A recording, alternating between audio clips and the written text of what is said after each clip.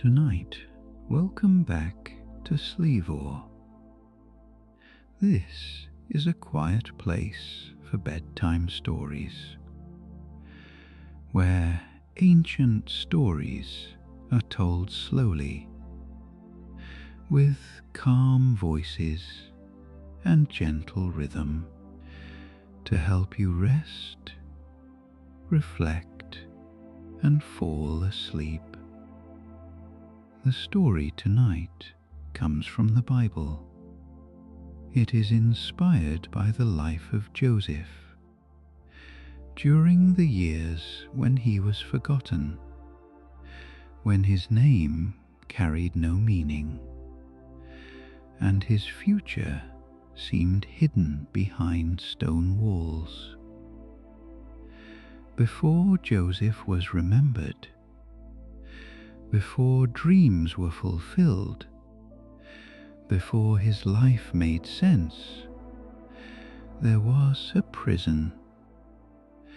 Not a place of sudden drama, but a place of waiting, of long nights, of unanswered prayers, of faith tested not by suffering alone, but by silence. Joseph did not enter prison because he was guilty. He entered it because he was faithful. And yet, for years, nothing changed. This is not a story about success. It is not a story about victory or reward. It is a story about being forgotten, about continuing to trust when no one sees, and about believing that God is still present, even when nothing seems to move forward. Tonight, we will not rush through Joseph's life.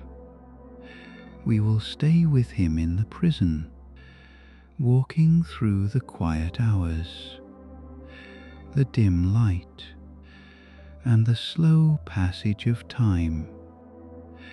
As you listen, you do not need to hold on to every detail. Let the story unfold gently. Let your thoughts soften. Let the weight of the day slowly fade. If you are carrying uncertainty, if you are waiting for something to change, this story is for you. Now, take a slow breath. Allow your body to rest, and listen as we step into a quiet prison long ago, where faith learned how to wait. The prison was quiet at night, not completely silent, but quiet in the way places become when time slows down.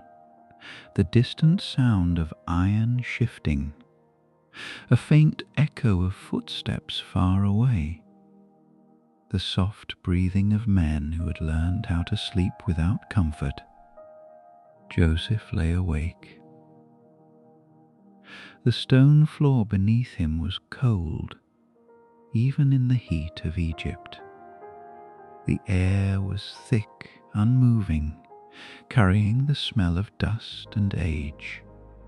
Light from a single torch flickered weakly along the walls, stretching shadows that rose and fell as the flame trembled. This was not where Joseph had imagined his life would lead. Once long ago he had dreamed of open fields and stars. He had dreamed of sheaves of grain bowing low, of the sun and moon lowering themselves before him. Those dreams had felt alive, full of promise, heavy with meaning. Now he lay in darkness, listening to the slow passage of another night. time in prison moved differently. Days blended together, nights stretched endlessly. There were no seasons here, no markers of progress, only repetition. Joseph had learned the rhythm. Morning light would creep in faintly through cracks in the stone. Work would begin. Tasks assigned, chains adjusted, voices raised and lowered. And then night would return, bringing with it the same questions that had no answers. How long? Why? Has God forgotten me? Joseph did not ask these questions loudly. He asked them silently, within the quiet space of his heart. Over time, even the questions became softer, less urgent, as though they too were growing tired. He remembered the road that had brought him here. The memory came not all at once, but in fragments, like broken images drifting through his mind. His father's tent,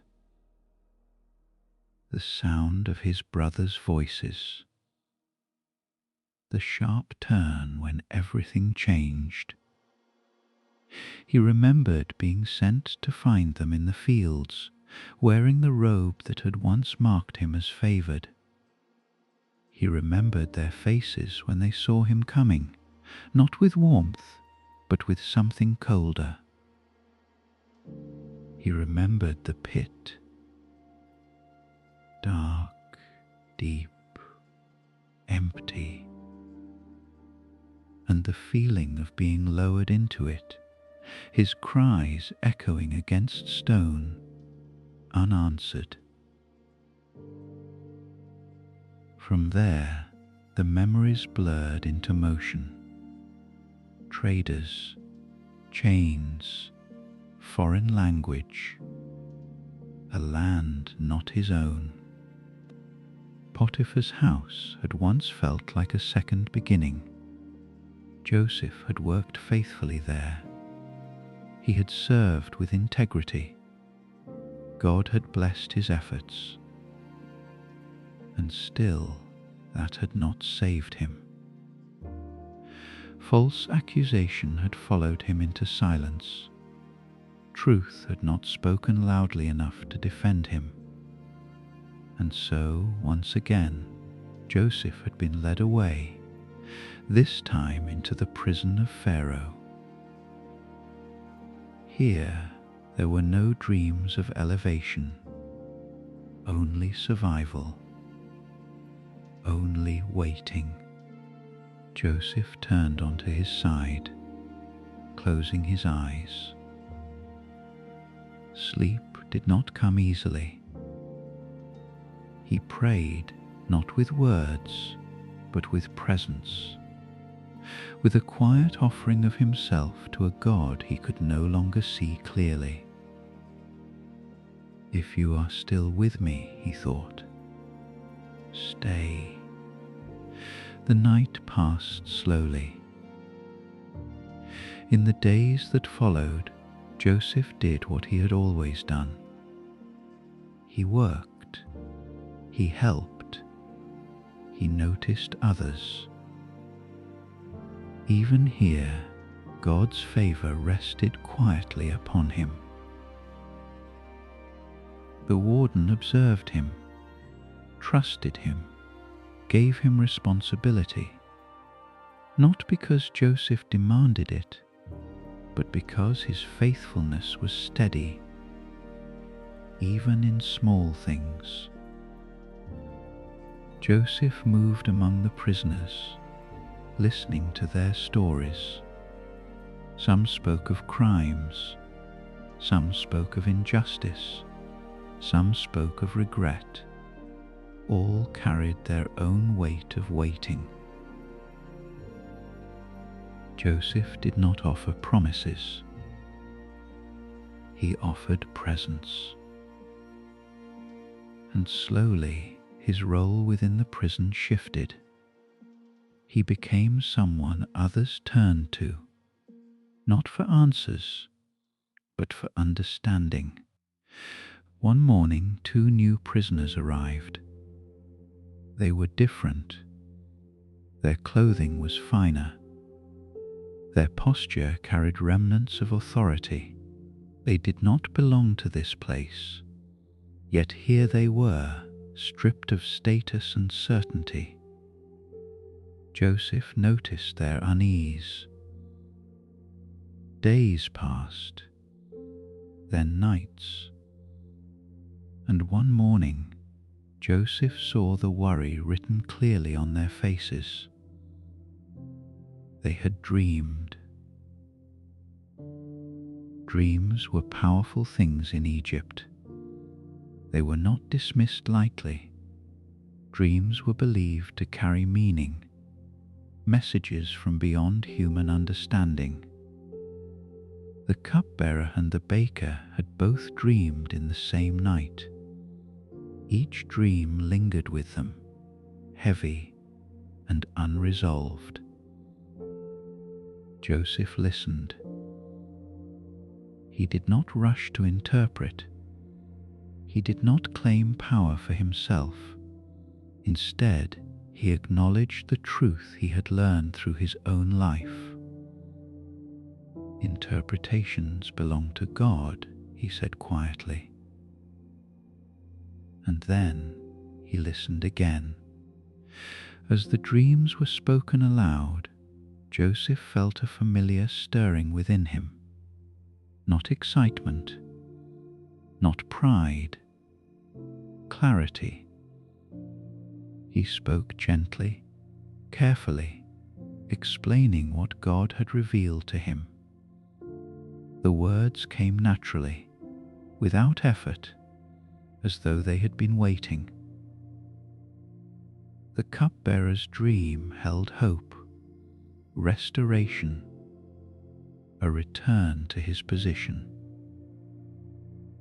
The baker's dream held sorrow, loss, an ending he did not want to hear.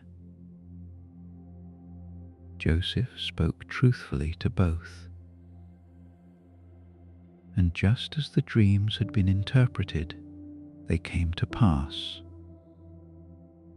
The cupbearer was restored. The baker was not. Before the cupbearer left the prison, Joseph made a request. It was small. It was human. "Remember me," he said. "When it goes well with you, remember me." It was not a demand. It was a hope. The cupbearer nodded, and then he left. The prison returned to its rhythm. Days passed, weeks, months. Joseph waited, and he was forgotten. The silence deepened again. The hope that had briefly stirred began to fade into something quieter. Not despair, but resignation. Joseph did not stop trusting God, but his trust changed. It became less about expectation and more about endurance. He continued to serve. He continued to pray. He continued to wait. Years passed. No message came. No release. No explanation. Only the slow, steady unfolding of time. Joseph learned something profound in that waiting. that faith does not always bring immediate answers, and that God's presence does not depend on visible change. The prison remained, but Joseph's heart, though tested, did not harden. He waited. Time became something Joseph no longer tried to measure. At first he had counted days, then weeks, then seasons marked only by the way the air shifted slightly within the prison walls. Eventually, even that faded. The prison remained the same. Stone did not change. Iron did not soften. The routines repeated themselves with quiet persistence. Morning tasks, midday labor, evening stillness. Night after night, Joseph lay awake or drifted into shallow sleep, his thoughts moving slowly, like water in a deep well. He thought often of the cupbearer, not with bitterness, but with a kind of gentle wondering. Had he remembered? Had he spoken Joseph's name at all? Or had life simply moved on, swallowing the memory of a prisoner who no longer served a purpose? Joseph never knew.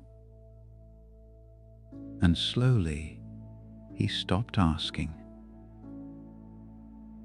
There is a kind of waiting that feels active, filled with anticipation, scanning every sound for signs of change. And then there is another kind, quieter and heavier, where hope does not disappear, but becomes still. Joseph entered that second kind of waiting. He no longer expected the door to open suddenly. He no longer imagined footsteps coming for him. Instead, he lived fully where he was, as though this place too belonged within God's care. His faith matured in silence. He learned to pray without words, to offer his days as they were, without asking them to be different. His trust no longer depended on outcomes. It rested in presence. If God was with him here, then here was enough. Joseph watched others come and go.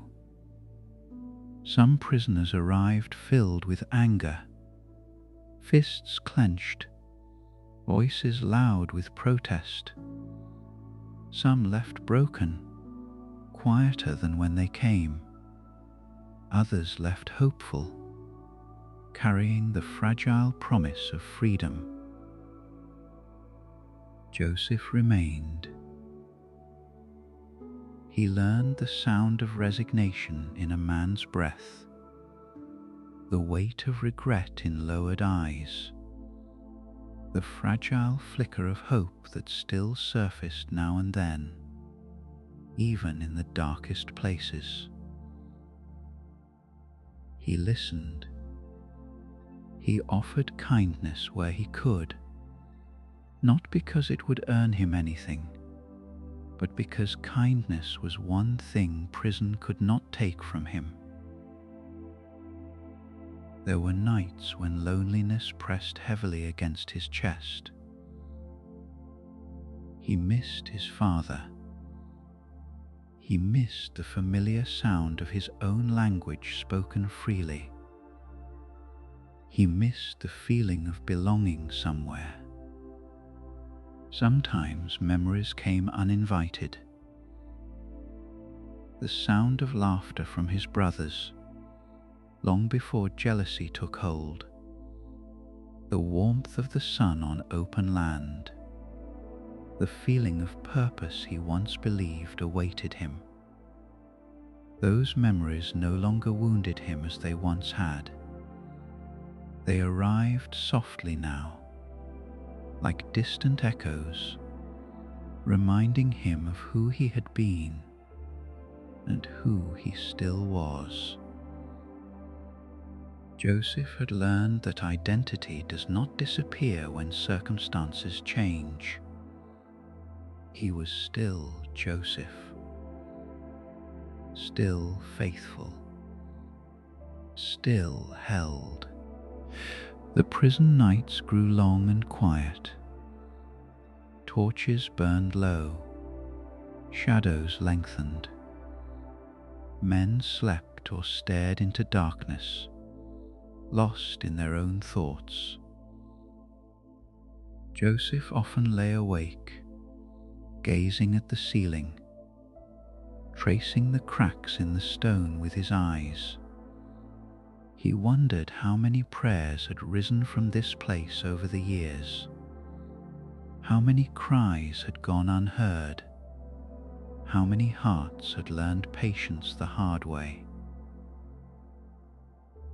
He wondered if God listened differently in places like this, not from a throne above, but from within the walls themselves. Joseph felt God's presence not as answers, but as steadiness, a strength that did not push him forward, but held him where he was. And as you rest now, let Joseph's story settle softly within you, not as a tale of rescue, but as a reminder that waiting can be holy, that silence can shape us, that faith does not fade when answers are delayed. Like Joseph, you do not need to rush tomorrow. You do not need to solve what has not yet arrived. Tonight, it is enough to rest where you are, to trust that what is unseen is still at work, to believe that timing has its own wisdom. Let your thoughts grow quiet, let your breathing slow, and may peace find you, even before the doors open. Good night.